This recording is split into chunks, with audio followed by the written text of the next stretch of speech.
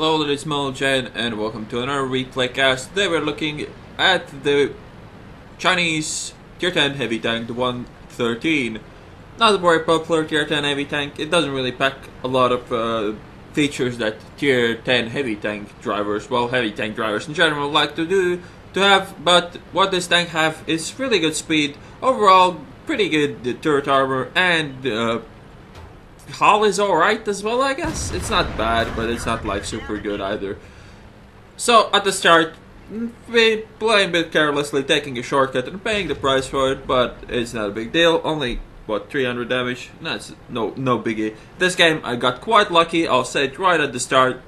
Had some lucky shots, had a lot of lucky bounces, but let's see when we get in there. So first of all, always want to get shots on people that are driving up the hill. I don't really think that YOLOing like this up the hill is a good idea, but some people do it and I'm here to punish them for it. This is not the greatest shot here. I bounced off the turret of the IS-8, but I managed to bounce twice and not get damaged as well. IS-8 is keeping on going. The reload is nice on this tank. I can punish him for it. Slowly, sadly it's a slow roll. It's a low roll and only 380, which kind of sucks. Oh, look, there's an E75. This is so stupid. You should never do that in the E75. Try to angle, try to not show your lower plate, and try to stay all down. And try to carry a fire extinguisher as well. That guy fed me so much damage, it's crazy. So that's the first point where I get lucky. I get to shoot an E75 without a fire extinguisher in the lower plate and cook him for almost all of his health. Well, that's nice. Now there's some nasty tanks to deal with. With AP, I cannot penetrate that mouse turret almost. No way in the hell. I need the side. I can pen the mouse around the lead with ease, but not when he is not looking at me. Like this turret, if I don't roll unlucky on the penetration, I'll pen it. But I did roll unlucky on the penetration, so I didn't pen it. Now that I say it wants to feed me some more. Actually, no, he's not even aiming at me. And he's dead now. With no arty, this position is extremely strong. Nobody really can touch me. Apart the damage I took from the start was the only damage I actually took in this game. But then again, it's hard to answer with this gun to something like an STI. Even the cupola can be really troll. So might as well load my heat rounds. I will in this game shoot all of them. But in this kind of situation, it's better to load heat than just to look at people and try to wait till they expose their weak spots, because it's not really gonna happen.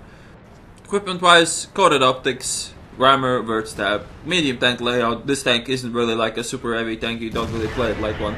Heat in the cupola will be more or less an obvious penetration. You can still though bounce off turrets like that with the heat runs.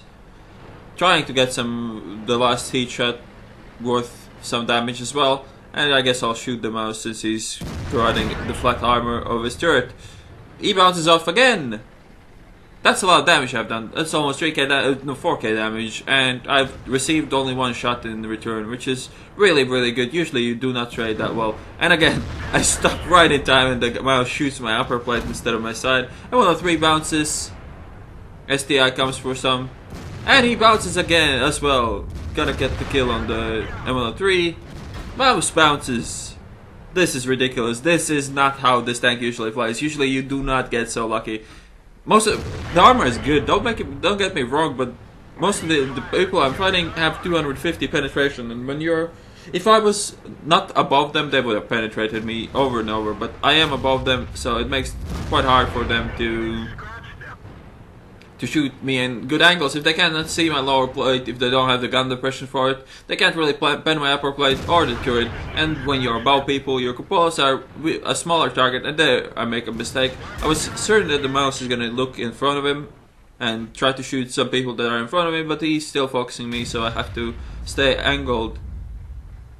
Going for the turret again, trying to get it flat, and he drove backwards, and I penned his gun for 480. That's really nice for me. And he bounces off once again. Waiting again for him to turn his turret. When you have a faster reload than the mouse, then you can just leave this and kill the mouse quite easily. Well, that was quite a good game for me so far. Cleaned the hill. Received only one damaging shot from the people that were on the hill, and it was only because I shot my side to the mouse. It's kind of weird. Usually this doesn't happen, but don't get me wrong. you really enjoyed games like these, and sadly it doesn't happen more often. This is not really on IS-7. If it had the armor of the IS-7 with this gun, it would be OP as fuck, but it's still good. I like this tank, even though sometimes it can feel mediocre, the gun can feel mediocre, but I like it. It gets pretty nice armor all around, and it's really still quite fast as well, so you don't really feel like missing out on much medium tank action as well when you play this. Mysterious actually drove into that shot. I would have missed, but he drove backwards and drove right into my shot, which is nice of him, but not what I really expected. So, 3 enemies left. The game was over when we won the Halo Valley. Still, no damage received, almost. Well, 7k damage is gonna be for certain. Maybe I'll reach to 8k. We'll see. Running out of ammo slowly but steadily. Don't think I'll need it all though in this game. Trying to get the T-54 and nice accuracy. Well, the accuracy on the gun is not that great, but I got quite lucky there again. But sometimes I guess you deserve your luck, and sometimes you're just lucky fucking son of a bitch. This time I think I played everything as I should have. I was aggressive, I got the first early spots. I used my heat rounds so I don't sit there useless for a while. And yeah, pretty good game for the 113. So the 113 is in kind of an interesting spot. It's kind of unique in tier 10 heavy tanks. It's between tanks like the Mouse and the IS-7 and tanks like the T-110E5 and the FE. It kind of takes some things from both types of tanks. It has decent gun. It has pretty good DPM. The gun is not like really good, but it's alright. And it has pretty good hull armor, and it's pretty speedy, so I think it's really good all-arounder. I prefer to play this over the E5. I think the glaring weak spots that the E5 have are a bit too much to carry games against good players. They're just gonna abuse you. But then again, this tank is not like super OP. I just like the style of it, and I like to play it more than, for instance, the E5.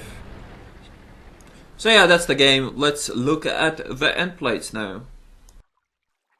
So there we go. 6,516 experience with the triple, ace tanker, high caliber, steel wall, Confederate.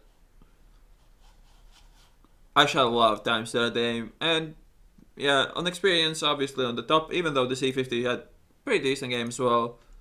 I managed to beat him on damage for quite a lot though, almost 8,000 damage, 1300 experience, which is pretty good.